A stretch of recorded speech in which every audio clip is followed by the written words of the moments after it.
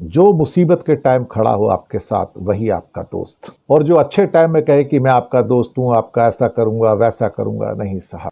India Pakistan war में चीन अपने दोस्त पाकिस्तान के साथ खड़ा था और जम के खड़ा रहा और डिक्लेयर किया, हाँ मैं खड़ा हूं, जिसे जो करना है कर लो। सारी दुनिया इजराइल के हमले पे स्तब्ध, ईरान के ऊपर न्यूक्लियर इंस्टॉलेशन पे सब चुप। चीन बोला साहब कि मेरे दोस्त ईरान पर जो हमला किया गया न्यूक्लियर इंस्टॉलेशन पे, मैं इसकी कंडेमनेशन करता हूं। वैसे भी चाइना की बहुत स्ट्रांग एंट्री हो चुकी है ईरान के अंदर, लेकिन इस समय जबकि मुसीबत की घड़ी में चीन उसके साथ मजबूती के साथ खड़ा है, उसको असला दे रहा है, बारूद दे रहा है, उसको बैलिस्टिक मिसाइल दे रहा है, तो मैं 100% कह सकता हूं कि ईरान अब चीन के साथ हमेशा के लिए जुड़ गया। क्योंकि मुसीबत के टाइम पे जो आपके साथ खड़ा रहा, आप उसका साथ नहीं छोड़ते। बिस्मिल्लाहिर्रहमानिर्रहीम, अस्सलाम वालेकुम नाज़रीन, आप देख रहे हैं ग्लोबल अफेयर और मैं हूं मोहसिन राना। नाज़रीन, पाकिस्तान ने जिस तरह अब ये ईरान का साथ दिया है इज़राइल के साथ होने वाली इस हालिया जंग में, तो पाकिस्तान के बाद अब चीन ने भी नाज़रीन खुल के इस इज़राइल के ख़िलाफ़ ईरान की हमायत का ऐलान कर दिया है और साथ ही इज़राइल को वार्निंग भी लगाई है कि अगर ख़िते के अमन को तबाह करने या बर्बाद करने की कोशिश की तो इसका जो अंजाम है ये फिर बुरा होगा। क्या नाज़रीन, अब जो चीनी तैयारे हैं ये हथियारों को लेके अब ईरान पहुंच रहे हैं। ईरान की मदद के लिए चीन ने अपनी फ़ौजें, अपने तैयारे पहुंचा दिए हैं। इस वजह से भारतीय तज्ज़ियाकारों की क्यों चीखें निकल रही हैं। भारतीय तज्ज़ियाकार अब मोदी को ये पैगाम दे रहे हैं, मोदी को ये मैसेज दे रहे हैं कि मोदी जी कुछ सीख लो। मुश्किल वक्त में जो भी मुल्क आपके साथ खड़ा हो वही आपका सच्चा वफादार दोस्त होता है। जो मुश्किल वक्त में आपको तन्हा छोड़ दे उसके साथ फिर किसी भी किस्म की जो आपकी जो सिफारती ताल्लुकात हों, दिफाई ताल्लुकात हों, मुआशी ताल्लुकात हों या कोई किसी भी किस्म की दोस्ती हो, ये फिर रखना जो है ये किसी भी मुल्क के लिए बेहतर नहीं है। तो इस वीडियो में डिटेल से बात करते हैं कैसे अब भारतीय जो तज्ज़ियाकार हैं ये अब चीखें मार रहे हैं कि चीन, अब ऐसा लग रहा है कि चीन ने तो अब ट्रंप को भी, अमेरिका को भी आंखें दिखाना शुरू कर दी कि मुस्तकबिल की सुपर पावर अब चीन बनने जा रहा है। डिटेल से बात करते हैं। आपसे गुजारिश है वीडियो के अंदर क्लास में देखिएगा।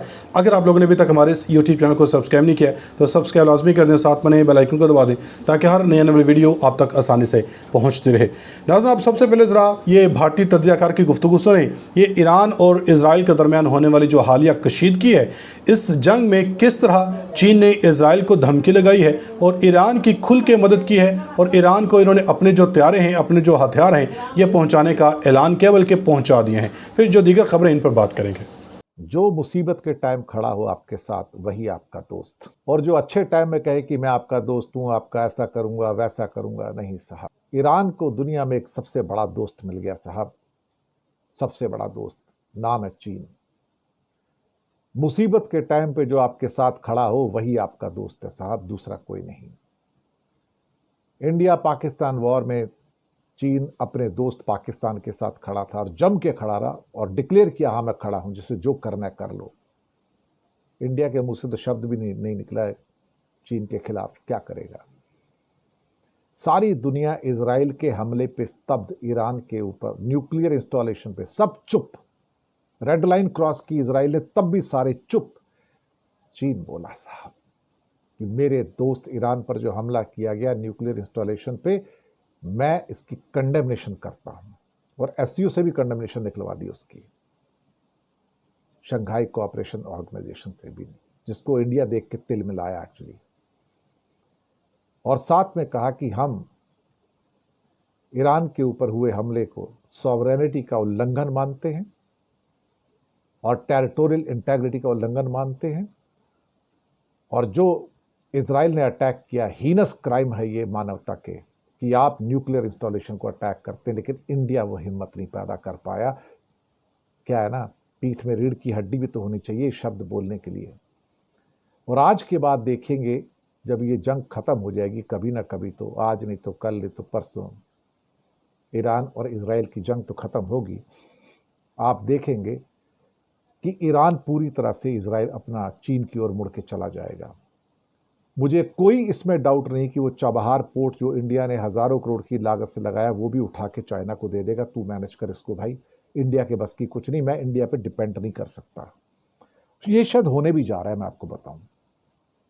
वैसे भी चाइना की बहुत स्ट्रांग एंट्री हो चुकी है ईरान के अंदर, लेकिन इस समय जबकि मुसीबत की घड़ी में चीन उसके साथ मजबूती के साथ खड़ा है, उसको असला दे रहा है, बारूद दे रहा है, उसको बैलिस्टिक मिसाइल दे रहा है, तो मैं 100% कह सकता हूं कि ईरान अब चीन के साथ हमेशा के लिए जुड़ गया, क्योंकि मुसीबत के टाइम पे जो आपके साथ खड़ा रहा, आप उसका साथ नहीं छोड़ते हो।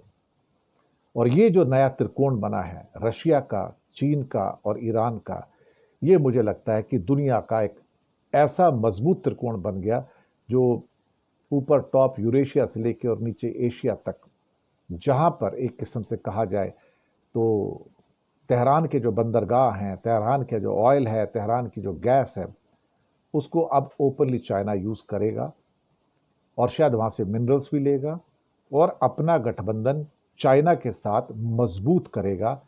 हाँ, अगर कोई इस वॉर के अंदर लूजर है यहां पर, तो वो इंडिया है इस समय, कि India has lost the Iran. और इंडिया के मोदी साहब ने नेतन्याहू से बात की, लेकिन उनके पास फुर्सत नहीं थी कि वो आयतुल्लाह खमनई या उसके प्रेसिडेंट मसूद पेजेश्किन से बात तो कर लेते कम से कम। वो बात नहीं की उन्होंने। Diplomatically we have lost here, we have lost here. जी नाज़रीन, आपने ये इनकी गुफ्तगू सुनी है। बेसिकली अब जिस तरह चीन ने खुलेआम इजराइल को धमकी लगाई है और ईरान की हमायत करने का ऐलान किया है, तो इसके बाद अब अमेरिका जैसे जो ताकतें हैं, इन्होंने भी अब घुटने टेक दिए हैं और इजराइल की मदद करना, इजराइल की हमायत करना, इन्होंने इससे इनकार कर दिया। और नेतन्याहू ने जो दरख्वास्त दी थी, इस दरख्वास्त को मुस्तरद कर दिया। चीन ने नाज़रीन अब इजरायली जारियत पर कड़ी तनकीद की है। इस हवाले से आलमी खबरसां इदारे के मुताबिक चीन की वजारत ख़ारजा की जानब से जारी एक बयान में कहा गया है कि मशरिक़ वस्ती में बढ़ती कशीदगी को कम करना होगा। इन्होंने बयान में कहा कि चीन के वज़ीर ख़ारजा वांग यी ने ईरानी वज़ीर ख़ारजा अब्बास अराक्ची को यकीन दिलाया कि आपके जायज़ हकूक़ और मुफादात के दिफा में आपका हम साथ देंगे। वज़ीर ख़ारजा वांग यी ने मज़ीद कहा कि चीन ख़िते में अमन व इस्तेहकाम के लिए तमाम फ़रीक़ैन को तहम्मुल और सब्र का मुज़ाहरा करने की तरग़ीब देता है। बाद अज़ां चीन के वज़ीर ख़ारजा ने इसराइली वज़ीर ख़ारजा से भी गुफ्तगू की और दो टोक अंदाज़ में बावर करवाया कि ईरान पर ताकत के इस्तेमाल की मुखालफत करते हैं। और इन्होंने ये भी कहा कि चीन तमाम ममालिक की खुद मुख्तारी और सालमियत का एहतराम करता है, मौजूदा तनाज़े को बातचीत और सिफारतकारी के ज़रिए हल करने का हामी है। चीन की जनब से दोनों ममालिक के वज़ीर ख़ारजा से बातचीत आलमी बरादरी के लिए एक वाज़ेह पैगाम है कि वो इस तनाज़े में अमन का दाई और मतवाज़न सालिस बनने का ख्वाह है। और मशरिक़ वस्ती के अमूर के माहिरीन का कहना है कि चीन इलाके में अपना सिफारती असर रसूख बढ़ाने की कोशिश कर रहा है, ख़ास तौर पर ऐसे वक्त में जब ईरान और इसराइल के दरमियान कशीदगी अपने उरूज पर पहुँच चुकी है। और इस कशीदगी को देखते अब अमेरिका ने भी, ट्रंप ने भी नाज़रीन इसराइल का साथ देने से जो है इनकार कर दिया है। और उन्होंने भी कहा है कि फ़ौरी तौर पर जो है दोनों ममालिक जंग बंदी के ऊपर जो है रजामंदी ज़ाहिर करें। अपनी फीडबैक का कमेंट सेक्शन में लाज़मी दीजिएगा। मिलेंगे अगली वीडियो में, तब तक के लिए अल्लाह हाफ़िज़।